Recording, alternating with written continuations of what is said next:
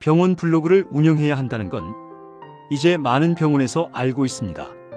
환자들이 병원을 찾기 전에 증상을 검색하고 치료 정보를 찾아보고 병원 블로그를 읽어보고 이 병원에 가볼지 말지를 판단하기 때문입니다. 그런데 막상 병원 블로그를 운영하려고 하면 바로 현실적인 고민이 생깁니다. 직접 쓰자니 어렵습니다. 메디블로그에서 도와드립니다. 진료도 바쁘고 직원들도 각자 일이 있고 원장님이 직접 쓰려고 해도 진료가 끝난 뒤에는 글 쓸 에너지가 남아있지 않습니다.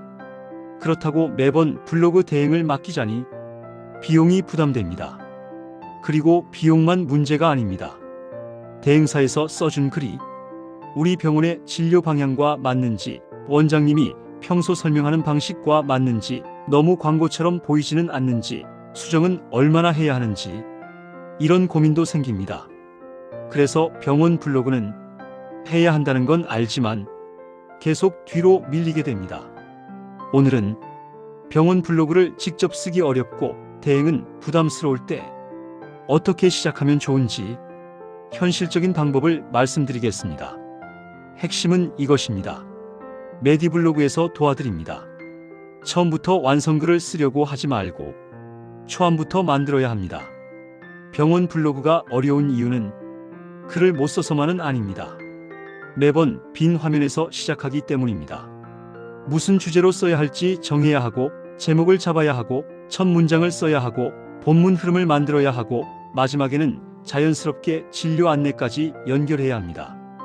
이 과정을 매번 처음부터 하려면 누구라도 지칩니다. 예를 들어 정형외과에서 허리 통증 글을 쓴다고 해보겠습니다. 그냥 허리 통증이라고 쓰면 너무 평범합니다. 허리 통증 치료 잘하는 병원이라고 쓰면 너무 광고처럼 보일 수 있습니다. 그렇다고 허리 통증의 원인과 관리 방법이라고 쓰자니 본문을 어떻게 풀어야 할지 막막합니다. 이게 병원 블로그 글쓰기의 어려움입니다.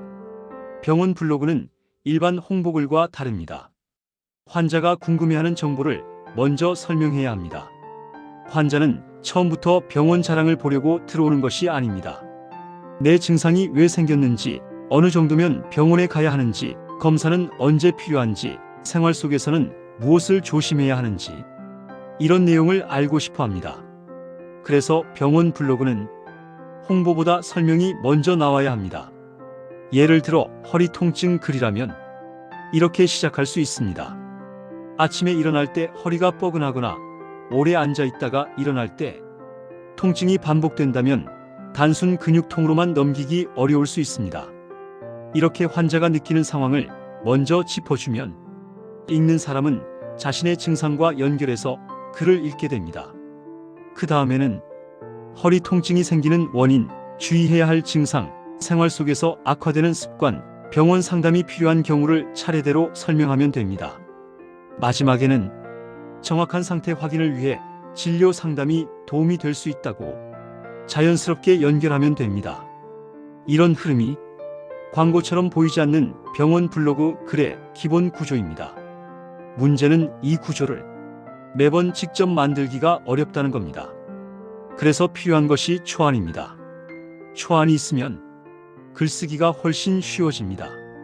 초안을 보고 우리 병원 표현에 맞게 바꾸고 원장님이 실제로 설명하는 방식으로 다듬고 필요 없는 문장은 빼고 우리 병원의 진료 방향에 맞는 내용을 추가하면 됩니다. 빈 화면에서 시작하는 것과 초안을 놓고 수정하는 것은 완전히 다릅니다. 병원 블로그를 직접 쓰기 어렵다면 직접 완성글을 쓰려고 하지 말고 먼저 초안을 만들어야 합니다. 그리고 대행이 부담스럽다면 처음부터 모든 걸 외부에 맡기기보다 우리 병원에서 초안을 먼저 만들어 보는 것도 좋은 방법입니다. 대행을 쓰지 말라는 이야기가 아닙니다. 대행이 필요한 병원도 있습니다. 하지만 대행을 맡기더라도 우리 병원의 방향이 정리된 초안이 있으면 훨씬 효율적입니다. 대행사에 전달할 때도 이런 방향으로 써주세요 라고 말할 수 있고 수정할 때도 기준이 생깁니다. 반대로 아무 기준 없이 맡기면 글을 받아도 마음에 들지 않거나 우리 병원과 맞지 않거나 다시 수정해야 하는 일이 생길 수 있습니다. 병원 블로그에서 중요한 것은 화려한 문장이 아닙니다. 환자가 이해할 수 있는 설명, 우리 병원에 맞는 진료 방향, 의료 광고상 부담 없는 표현, 그리고 꾸준히 쌓을 수 있는 구조입니다. 메디블로그는 이런 고민에서 시작한 도구입니다. 진료과와 키워드를 입력하면 병원 블로그 원고 초안을 빠르게 구성할 수 있도록 만들었습니다. 메디블로그에서 도와드립니다. 예를 들어 정형외과, 허리 통증이라고 입력하면 관련 제목을 추천받고 그중 하나를 선택해서 본문 초안을 만들 수 있습니다. 대상 독자도 선택할 수 있습니다. 처음 증상이 생긴 사람, 오래 방치하다가 검색한 사람, 검사나 치료를 앞두고 걱정하는 사람, 보호자나 가족, 지역 주민처럼 누가 읽을 글인지 정하고 시작할 수 있습니다. 글 분위기도 선택할 수 있습니다.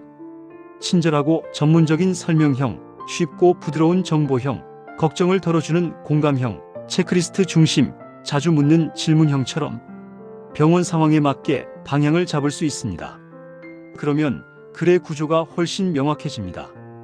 처음부터 막막하게 쓰는 것이 아니라 제목 추천을 받고 초안을 만든 뒤 우리 병원에 맞게 다듬는 방식으로 갈 수 있습니다. 물론 중요한 점이 있습니다. 메디블로그가 만들어주는 글은 최종 게시용 확정 원고가 아니라 블로그 글쓰기의 시작점이 되는 초안입니다. 병원 블로그는 최종 게시 전에 반드시 내부 검토가 필요합니다. 의학적 표현이 맞는지, 우리 병원에서 실제로 제공하는 진료와 맞는지, 의료 광고상 문제가 될 표현은 없는지 최종 확인해야 합니다.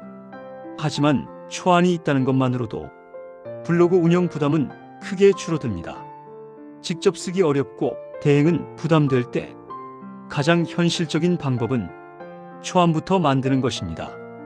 초안을 만들고 우리 병원 표현으로 다듬고 필요한 부분을 검토하고 꾸준히 쌓아가는 방식입니다. 병원 블로그는 한 번에 완벽하게 하려고 하면 어렵습니다. 하지만 글의 구조를 만들고 초안을 활용하고 조금씩 쌓아가면 환자가 병원을 선택하기 전에 신뢰를 형성하는 중요한 콘텐츠가 될 수 있습니다. 오늘 영상의 핵심은 이것입니다. 병원 블로그를 직접 쓰기 어렵다면 처음부터 완성글을 쓰려고 하지 마세요. 대행이 부담스럽다면 처음부터 전부 맡기려고 하지 마세요. 먼저 초안을 만들어 보세요. 초안이 있으면 생각이 정리되고 수정이 쉬워지고 우리 병원만의 방향도 잡히기 시작합니다. 병원 블로그 운영이 막막했다면 메디블로그에서 먼저 초안부터 만들어 보시기 바랍니다.